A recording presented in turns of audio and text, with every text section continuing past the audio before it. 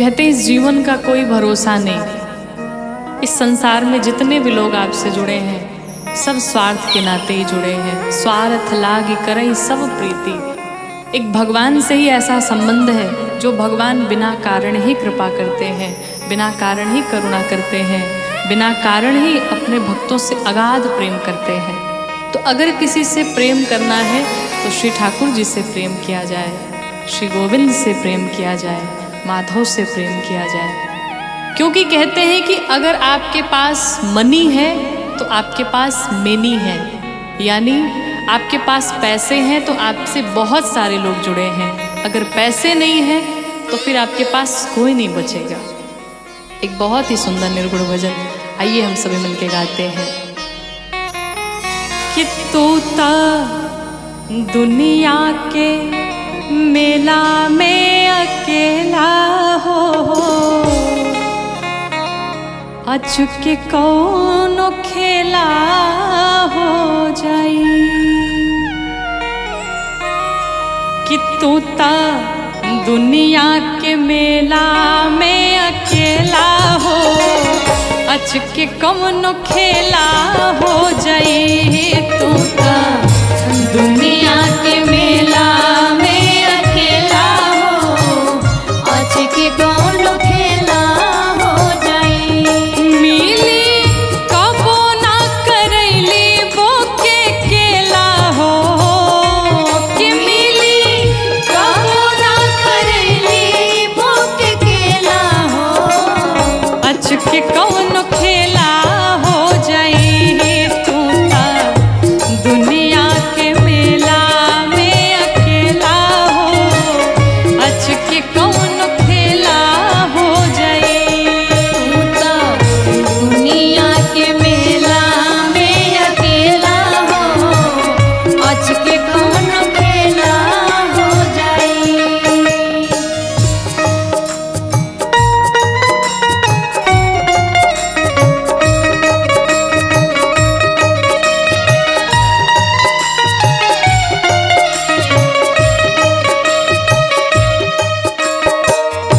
दुनिया के मेला में अकेला हो, अचके कौनो खेला हो जाई।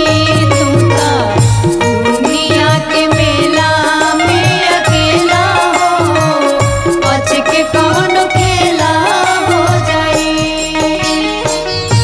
जान की जीवन नाथ दश शीश हंता, दश शीश हंता, दश शीश हंता।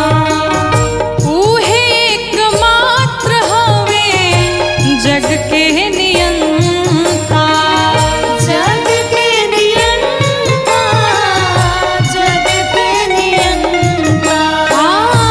जान की जीवन नाथ दश शीश हंता, ऊहे एकमात्र हवे जग के नियंता।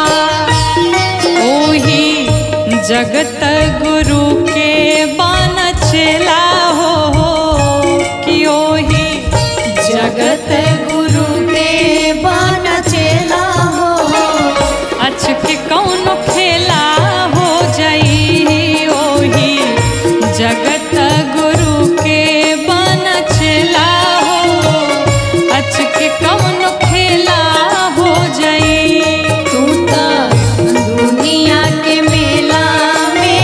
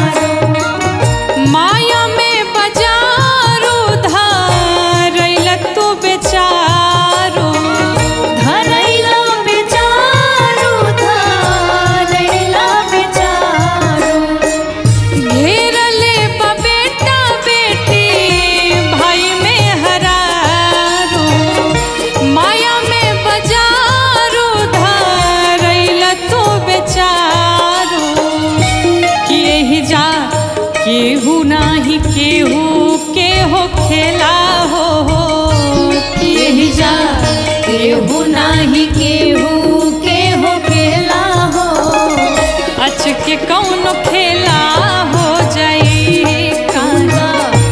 दुनिया के मेला में अकेला हो, अच के कौन खेला हो जाई। तू तो दुनिया के मेला में अकेला हो, अच के कौन खेला हो जाई।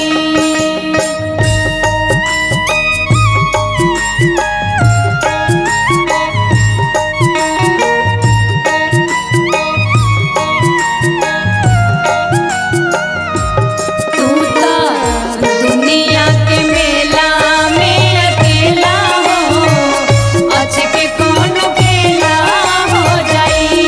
तू तो दुनिया के मेला में अकेला हो, अच के कौन खेला हो जाई। जीव कठपुतरी हा राम जी मदारी। राम जी मदारी हो, राम जी मदारी। ऊ जवन चाहस तवने होला ए शिकारी। होला ये शिकारी, होला ये शिकारी। हाँ जीव कठपुतरी हा राम जी मदारी। ऊ जवन चाहस तवने होला ए शिकारी। कि गौरी इष्ट अनुपम